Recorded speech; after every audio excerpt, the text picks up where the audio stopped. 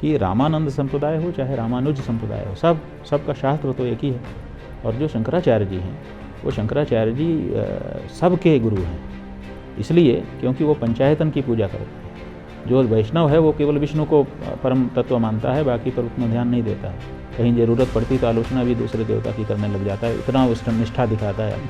आलोचना में तात्पर्य उसका नहीं होता, निष्ठा में होता है, लेकिन वो सब एक एक पर गहराई से चले जाते हैं।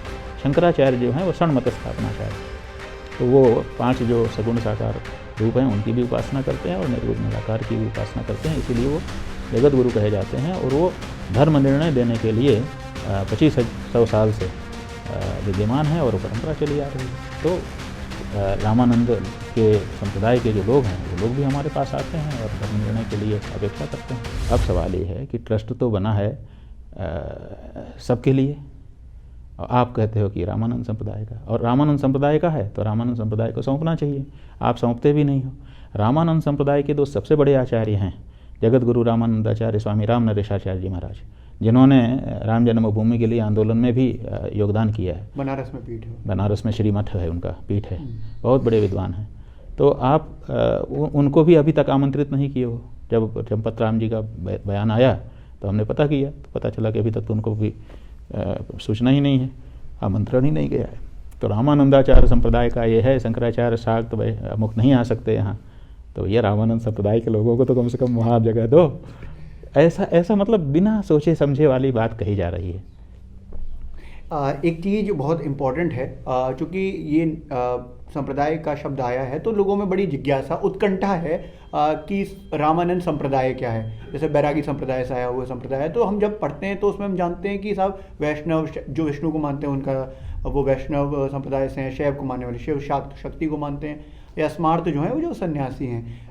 उसके अलावा भी क्या सेक्ट्स हैं, ऐसे और भी संप्रदाय हैं? आप हमें रामानंद, हमारे यहाँ 6 दर्शन माने जाते हैं जी, 6 दर्शन हैं, उन 6 दर्शनों के अपने अपने संप्रदाय हैं। तो ये जो रामानंद जी का संप्रदाय है ये विशिष्टाद्वैत का संप्रदाय है। ये पहले रामानुज के द्वारा संगठित किया गया।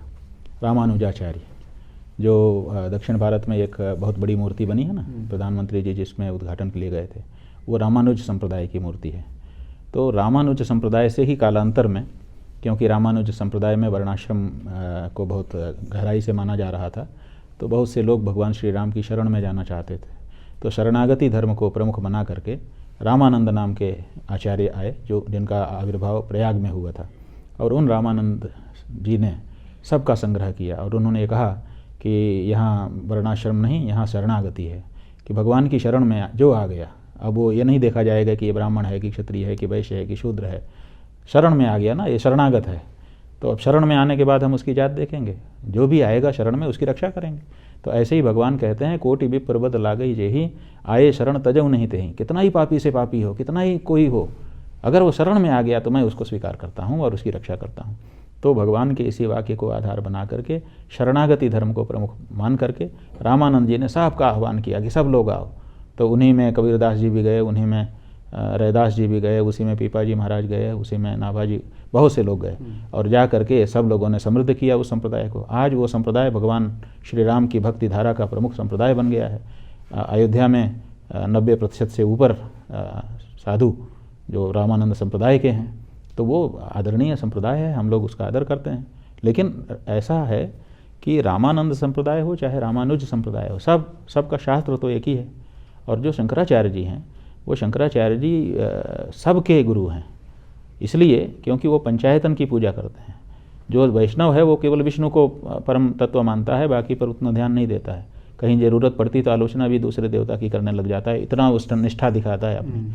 आलोचना में तात्पर्य उसका नहीं होता, निष्ठा में होता है, लेकिन वो सब एक एक पर गहराई से चले जाते हैं। शंकराचार्य जो हैं वो षण्मत स्थापनाचार्य, तो वो 5 जो सगुण साकार रूप हैं उनकी भी उपासना करते हैं और निर्गुण निराकार की भी उपासना करते हैं, इसीलिए वो जगत गुरु कहे जाते हैं। और वो धर्म निर्णय देने के लिए 2500 साल से विद्यमान है और परंपरा चली आ रही है। तो रामानंद के संप्रदाय के जो लोग हैं वो लोग भी हमारे पास आते हैं और धर्म निर्णय के लिए अपेक्षा करते हैं।